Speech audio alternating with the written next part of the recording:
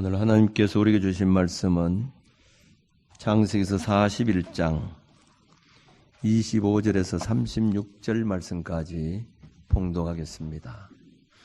창세기서 41장 25절에서 36절 말씀까지입니다.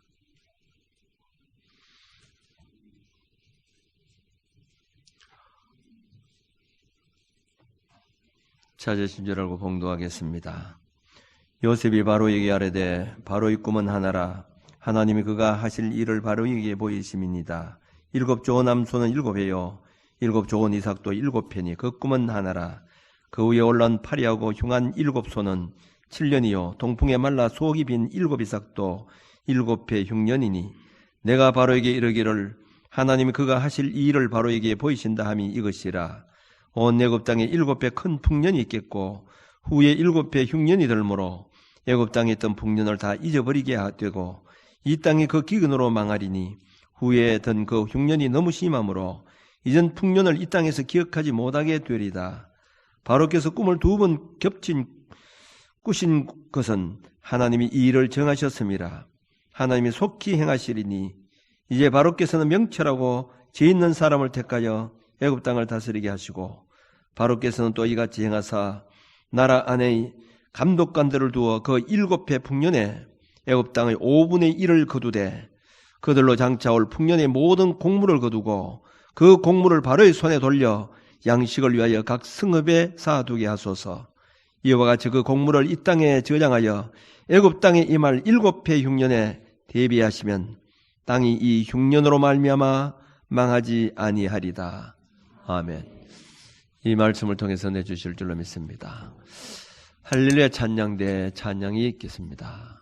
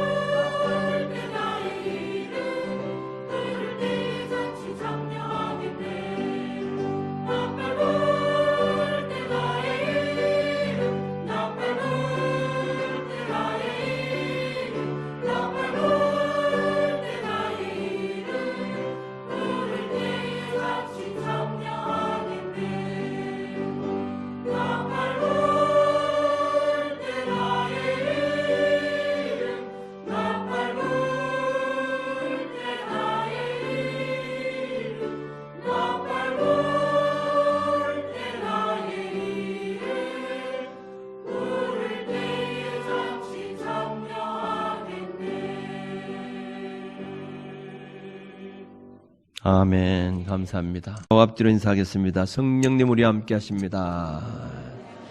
큰 은혜 주실 줄로 믿습니다. 전국시대 때에 편작이라고 하는 사람이 있었습니다. 그는 삼형제의 마지막이면서 신이 내린 명이라고 하는 그 칭호를 가진 사람이었습니다. 그만큼 병든 사람을 치료를 잘했다는 겁니다.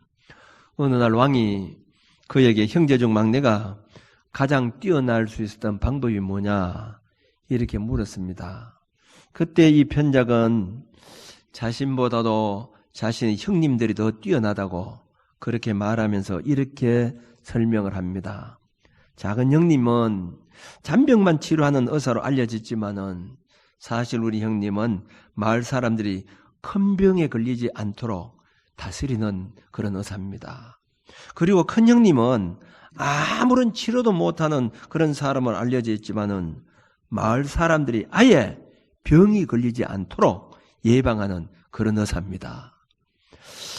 편작은 병에 대처하는 의사이지만은 그들의 형들은 병을 다스리고 병을 예방하는 더 유명한 의사였다고 그렇게 형들을 지켜 올렸습니다. 아무리 잘 고치는 의사라 해도 병이 걸리지 않도록 대비해주는 의사가 더 명이죠. 자, 우리가 몸이 불편해서 병원에 찾아갔습니다. 잘 치료해줬습니다. 그럼 또 걸립니다. 그보다도 이렇게 하세요. 이렇게 해서 절대로 안 걸리는 사람, 안 걸리도록 하는 것이 더 명이지죠. 우리 이수신 장군이라고 하면 금방 기억되는 단어가 있죠. 명랑대첩이라고 하는 그런 단어입니다. 12척의 그 배를 가지고 수백 척의 일본 수군하고 싸우겠다고 하니까 임금이 이순신 장군에게 즉각 그 수군을 다 버리고 육군에 합류하라 이렇게 명령을 내렸습니다. 그때 이순신 장군이 임금에게 간청하기로 제가 지금 이렇게 보잘것없지만은 아직도 저에게는 12척의 배가 있으므로 죽을 힘을 다해서 싸운다고 하면 그 수군들을 막을 수가 있습니다. 제발 싸울 수 있도록 해 주십시오. 부하들은 12척밖에 없다고 공포에 질려서 도망가는 그런 판국에 장군은 오히려 12척이나 있다고 하면서 싸울 기회를 달라고 임금에게 간청을 한 것입니다. 실제로 이수신 장군은 국가 전망의 위기 속에 사기가 크게 떨어진 이 폐장병들을 모아놓고는 비장한 각오를 피력했습니다. 우리가 반드시 죽기로 각오하고 싸우면 살려고 하면 죽는다. 죽기로 하면 우리가 이길 수 있다.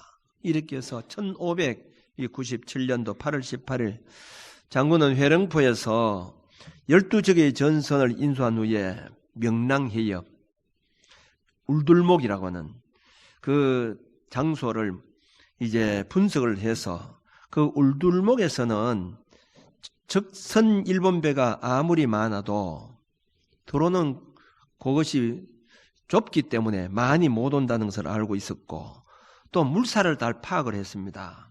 그래서 이용해서 12척의 이 배로 일본군과 싸워서 133척을 무찌른 이 명랑대첩의 유명한 전투로 이름나 있습니다. 이수신 장군은 23번을 싸워서 한 번도 패한 적이 없다고 하는데 그 승리의 비결이 어디 있느냐? 대비하는 자세를 가졌다는 겁니다. 항상 전쟁을 위해서 대비를 잘했다는 것이죠. 동물과 사람의 차이가 많이 있습니다만은 동물과 사람이 같은 점이 있다고 하면 대비하는 그런 생활입니다. 요즘은 참 많이 달라졌습니다만은 옛날에는 가을이 지나고 지금쯤 되면 월동 준비를 많이 합니다. 그래서 먼저 땔감부터 준비를 하죠. 그래서 산에 가서 나무를 베다가 집에다가 차곡차곡 채우게 됩니다. 조금 잘 사는 집은 연탄을 들여놓죠. 몇백 장씩을 사들이게 됩니다. 그리고 창에는 우풍이 심하기 때문에 이 비닐로 다 이 창을 다 바람이 안 새도록 그렇게 덮게 됩니다. 그리고 난로도 손질합니다. 수도가 터지지 않기 위해서 지프로 감싸서 이 동파를 예비합니다. 언덕길에는 눈이 오면 미끄러질까 싶어서 모래를 준비해 둡니다. 특별히 겨울을 대비하면 빼놓을 수 없는 것이 김장 준비입니다. 겨울 내내 먹을 이 김장을 담그는 것입니다. 그래서 이 김장이 끝나게 되면 겨울 준비를 마쳤다. 그렇게 말합니다. 동물들도 겨울 대비를 합니다. 다람쥐는 가을에 겨울 동안 먹을 많은 열매를 거두들이고 굴 속에 저장을 합니다. 곰은 겨울 잠을 자기 위해서 마음껏 먹고 그리고 동굴에 찾아 들어가서 겨울을 지낼 채비를 합니다. 겨울을 지내기 위해서 새들은 따뜻한 나라로 갑니다. 따뜻한 나라에 있던 새는 또 추운 지방으로 날아가게 됩니다. 사람이나 짐승이나 하나님 만든 모든 피조물들은 이 앞날을 위해서 대비하면서 살아간다는 것을 알 수가 있습니다. 즉 미래에 닥칠 일들에 대해서 대비를 하는 것입니다. 미래를 예측하고 대비한다고 하는 것은 얼마나 지혜롭고 현명한 일인지 모릅니다. 그런데 미래에 닥칠 것을 알면서 대비하지 못하면 언젠가는 후회하는 날이 오게 되는 것입니다. 예레미야 시대 때 이사야 선지자가 늘 유다 백성들에게 강조한 내용이 앞으로 바벨론에 의해서 이 나라가 망할 수밖에 없다. 그러므로 애국과 손을 잡지 말고 바벨론과 손을 잡아야 그것이 살 길이다. 앞으로 전쟁이 일어날 것인데 이 바벨론을 대적하면 망할 수밖에 없다. 그래서 분명히 바벨론과 손을 잡아야 된다고 그렇게 얘기했음에도 불구하고 그들은 대비하지 않았습니다. 그래서 결국은 바벨론에 의해서 망해서 70년 동안 포로 생활에 들어갈 수밖에 없었습니다. 예수님 비유 말씀 가운데서 열처녀 비유가 나옵니다. 거기에는 지혜로운 처녀 5사람과 미르는 처녀 5명이 나오는데 지혜로운 사람은 신랑이 올 것을 대비해서 기름 등불을 준비하게 됩니다. 그런데 미련한 5 처녀는 신랑이 오는 줄 알면서도 대비하지 못했다는 겁니다. 그래서 신랑이 올 때 지혜로운 처녀는 신랑을 맞아서 혼인잔치에 들어갈 수 있었지만은 미련한 5 처녀는 문이 닫혀버리고 말았습니다. 우리 사람이 살아가면서 누구든지 대비하는 삶을 살아가지만은 얼마나 현명하게 잘했느냐에 따라서 그 사람은 복을 받을 수도 있고 후회하는 인생을 살아갈 수도 있습니다. 대비를 잘하면 인정받을 수가 있습니다. 복된 인생을 살아갈 수 있지만은 대비를 하지 못하면 후회하는 인생이 되고 만다는 겁니다. 오늘 본문에 나오는 이 요셉이 애굽의 종으로 팔려가서 총리 대신이 될 수 있었던 가장 근본적인 이유는 대비를 잘했기 때문이라는 겁니다. 애굽이 고대 사회에서 가장 번성할 수 있던 그 애굽 고대 사회에서 가장 번성할 수 있던 나라가 애굽입니다. 이집트인데 이 이집트가 고대 사회에서 가장 번성할 수 있었던 그 비결이 뭐냐? 요셉이 이 사람이라는 사람이 있었기 때문이라는 거죠. 오늘 이 본문의 배경을 보게 되면 요셉이 형들에게 미움을 받아서 애굽의 보디발의 집에 종으로 팔려갔습니다.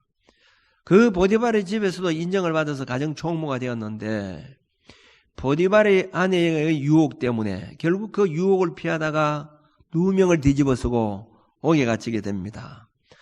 옥에서 그는 바로의 술 맡은 관원장과 떡 굽는 관원장을 만나게 되었는데 어느 날 이 2 사람이 꿈을 꾸게 되었습니다. 요셉이 이들이 꾼 꿈을 해석해 줌으로써 술 맡은 관원장은 3일 후에 복직이 돼서 왕에게 다시 술 맡은 관원장으로 들어갈 수 있었지만은 떡 굽는 관원장은 3일 후에 목벼 죽게 됩니다. 그리고 이 술 맡은 관원장에게 요셉은 당신이 많이 복직이 되면 나 이 억울한 사실을 꼭 왕에게 얘기해서 여기서 석방되도록 힘써달라고 이렇게 했음에도 불구하고 그만 이 사람이 깜빡 잊어버리고 말았습니다. 그가 왕에게 복직된 지 2년 만에 어느 날 바로 왕이 꿈을 꾸게 되었습니다. 아주 이상한 꿈을 꾸게 됐는데 뭔가 의미가 있는 꿈인데 해석할 수가 없는 겁니다. 그래서 바로 왕이 전국에 꿈 해석 잘하는 사람을 다 모으고 점쟁이들을 다 모으고 또 박사들을 다 모집했지만은 아무도 자기 꿈 해석을 해주는 사람이 없었습니다. 그때야 이 술 맡은 관원장이 2년 전에 옥에서 자기 꿈 해석해준 요셉이 생각나게 된 겁니다. 왕이여, 어느 옥에 요셉이 있는데 그 사람은 꿈 해석을 잘합니다. 그래서 그 사람을 불러들었습니다. 요셉이 바로 왕 앞에 서서 바로 왕이 꾼 꿈을 해석해 주었습니다. 그 해석이 바로 왕이여, 앞으로 이 땅에 큰 풍년이 7년이 들게 될 것입니다. 그리고 7년이 지나게 되면 큰 6년이 올 것입니다. 자, 요셉이 이제 바로왕이 꾼 꿈에 대한 해석은 다 한 겁니다. 자기 사명이 다 끝난 겁니다. 그런데 그 사명이 끝난 후에 요셉이 다시 한번 더 조언을 합니다. 오늘 본문 말씀 35절 36절 말씀에 보면 풍년 때에 곡식을 저장해 두어서 애굽 땅에 임할 7년 흉년을 위해서 대비해 놓으세요. 이 말입니다. 그러면 흉년이 와도 나라가 망하지 않을 것이라는 겁니다. 여기서 가장 중요한 것이 뭐냐? 바로왕이 이런 꿈을 꾸었다는 것이라든지 요셉이 그 꿈을 해석해 주었다는 이것이 중요한 것이 아니고 흉년을 대비해서 곡식을 저장해 놓으라는 겁니다. 대비하라는 거죠. 이 말을 들은 바로왕이 요셉에게 본문 39절 41절에 보면 너와 같이 명철하고 지혜 있는 자가 없도다. 너는 내 집을 다스리라. 내 백성이 다 내 명령에 복종하리니 내가 너보다 높은 것은 내 왕자뿐이니라. 바로가 또 요셉에게 이렇게 내가 너를 애굽 온 땅의 총리가 되게 하였노라 이렇게 했습니다. 여러분 아무리 풍년이 들었다고 해도 흉년을 대비하지 못했다고 하면 7년 흉년을 지나기가 어려운데 흉년을 대비해 놓았기 때문에 어려움이 올 때에 애굽은 넉넉히 흉년을 보낼 수 있었던 것입니다. 이 대비한다는 것 때문에 요셉이 총리 대신이 되었습니다. 애굽이 어려움이 와도 살 길이 열렸습니다. 이 대비해 놓은 문제 때문에 요셉은 오랫동안 헤어졌던 형제들과 자기 부모를 만날 수 있었던 것입니다. 복을 받을 사람과 복을 받지 못할 사람의 차이는 얼마나 이 대비를 잘하느냐에 달려 있습니다. 성경은 우리에게 대비하라고 하는 내용이 여러 곳에 나오고 있고 그리고 정말 바른 것을 대비한 자들이 복을 받은 내용들이 성경에 여러 곳에 나오고 있습니다. 마태복음 6장에 보면 너희는 무엇을 먹을까 무엇을 입을까 염려하지 마라. 이는 다 이방인들이 구하는 것이니라 이렇게 했습니다.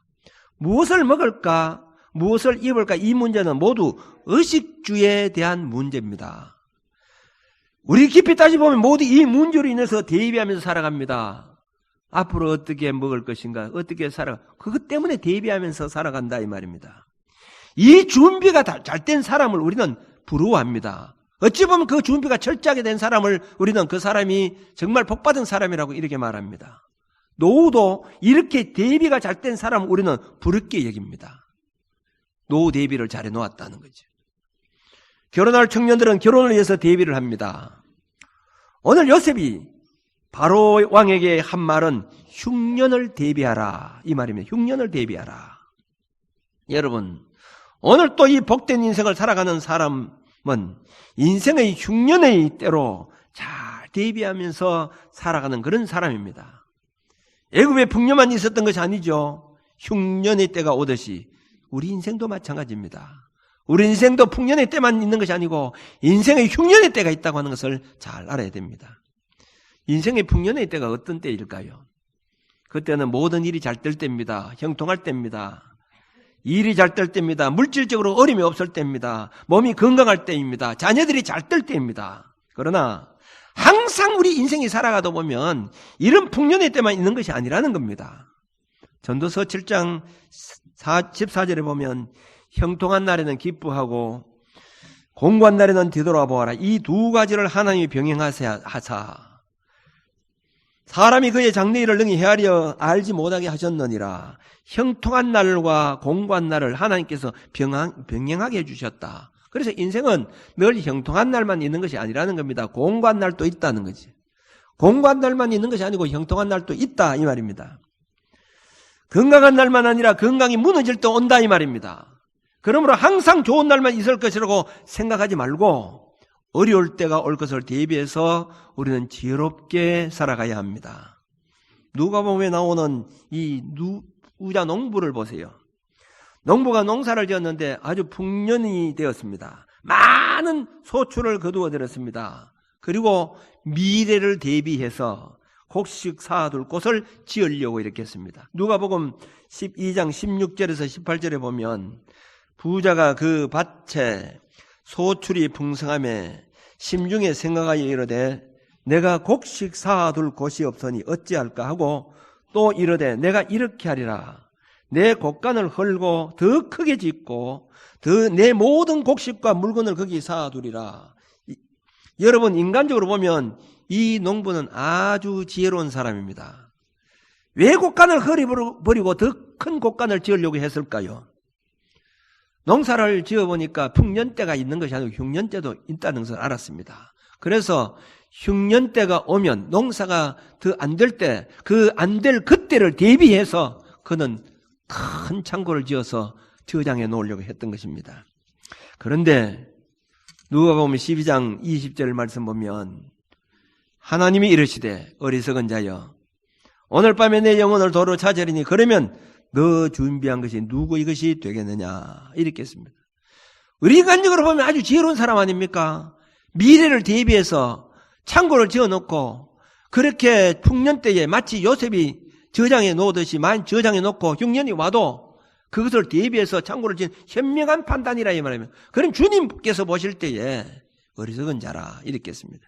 왜? 오늘 밤에 내 영혼을 도로 찾으리니 그러면 네 예비한 것이 누구의 것이 되겠느냐 이렇게 했는데 여러분 오늘날 수많은 사람들이 오늘 이 농부와 같은 인생을 살아가는 사람들이 많이 있다는 거죠. 자기 나름대로는 미래를 위해서 그저 어려움이 올 때를 대비해서 직장이 떨어질 때를 대비해서 나이가 먹을 것을 대비해서 온갖 인간적인 수단과 방법을 동원하면서 가장 궁극적인 문제, 우리 인간의 생사화복을 주관하시는 하나님께서 함께해 주시지 않으면 아무리 철저하게 인생을 위해서 대비해 놓아도 소용없다는 사실을 모르고 살아가고 있다 이 말입니다. 어리석은 부자가 바로 그겁니다. 대비를 철저히 해 놓았다. 그러나 인간의 생사화복을 주관하시는 하나님이 계시다는 사실을 깨닫지 못했다는 겁니다. 시편 127편 보면 여호와께서 세우지 않으시면 세우는 자의 수고가 헛것이며 여호와께서 성을 지키지 아니하시면 파수꾼의 꾀이 있음이 헛되도다 하신 이 말씀은 인간이 아무리 대비하고 계획을 철저하게 해도 하나님의 도움이 없이는 헛될 수밖에 없다는 거죠. 아무리 대비를 잘해도 헛될 수밖에 없다. 이렇게 미래를 위해서 대비한 어리석은 부자에게 오늘 밤에 너 영혼을 도로 찾겠다고 하신 이 말씀은 생각지 않았던 죽음이 찾아올 수가 있다는 겁니다. 생각지 않은 죽음이란 예상하지 못한 죽음을 말합니다. 여러분 죽음이라고 하는 것도 예상된 죽음이 있고 예상치 않은 죽음이 있습니다. 예상된 죽음은 나이가 들어서 90이나 95이나 100살쯤 되면 이제 얼마 못 살겠죠. 기력도 쇠해지고 우리 부모님, 우리 할머니가 얼마 못 살겠구나. 얼마 있으면 돌아가시겠구나. 이 예상된 죽음입니다. 그리고 병원에 가니까 의사가 불치의 질병이 이것은 치료할 수 없습니다. 얼마 못 갑니다. 그럼 예상된 죽음이 찾아오죠. 3개월밖에 못 살겠구나. 오래 가봐야 6개월밖에 안 되겠구나. 예상된 죽음입니다. 이 죽음이 있죠. 예상된 죽음이 있습니다. 그런데 예상치 않은 죽음이 있다 이 말입니다. 젊었습니다. 건강합니다. 아무런 문제가 없습니다. 의사의 진단에 병이 없다고 말합니다. 그런데 갑작스럽게 그 영혼이 불러갔다고 하면 인간적으로 보면 그것은 예상치 않은 죽음입니다. 왜 불러갔을까요? 인간적으로 하나님께서 보실 때 그 영혼을 불러갔다고 하지만 갑작스러운 죽음이 왜 왔을까요? 교통사고는 예고가 없습니다. 급살병이 찾아올 수도 있습니다. 심장마비를 말할 수도 있습니다. 어떤 분들은 잠을 자다가 저녁 실컷 드시고 새벽에 일어나니까 벌써 성장이 된 사람이 있습니다. 예상치 않은 죽음입니다. 여러분 이것을 대비하고 살아가는 사람들이 과연 얼마나 있겠습니까? 얼마나 있느냐 이 말입니다. 어리석은 농부 부자나 오늘 우리들의 모습과 전혀 다른 점이 뭐가 있느냐 이 말이에요. 똑같지 않느냐 있는 거죠. 다윗은 이것을 알았다는 겁니다.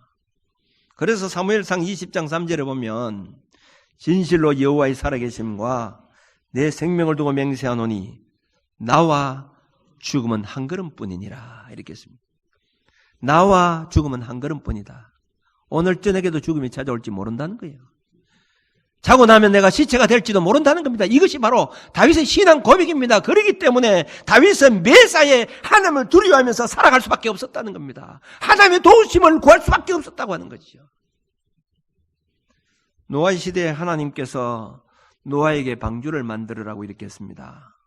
왜 그랬을까요? 앞으로 홍수가 내릴 터인데 홍수를 대비해서 배를 만들으라는 겁니다. 그들은 홍수를 대비해서 열심히 방주를 만들었습니다.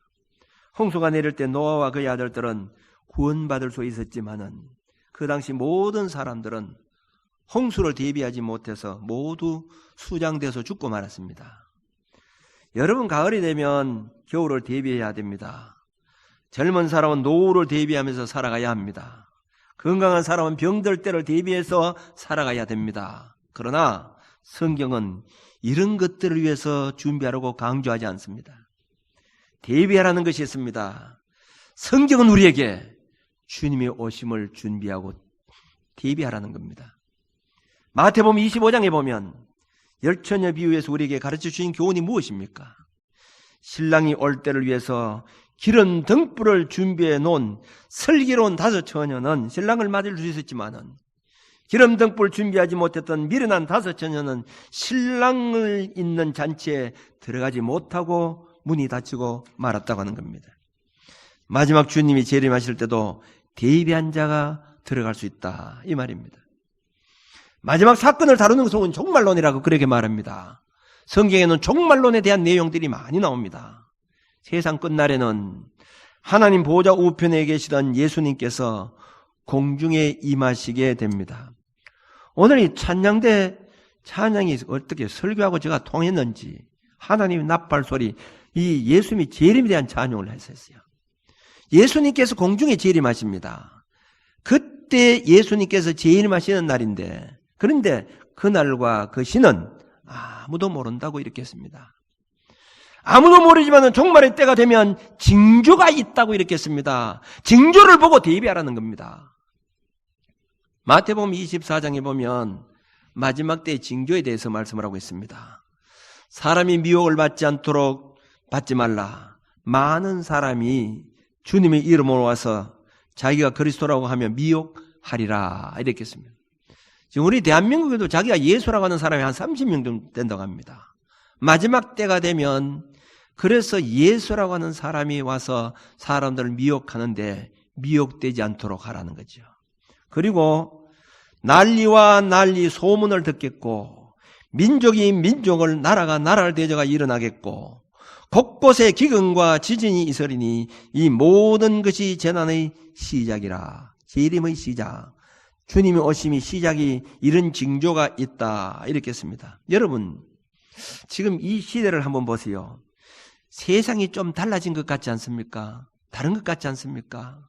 몇 년 전에 코로나라고 하는 이 팬데믹이 세계를 뒤집었습니다.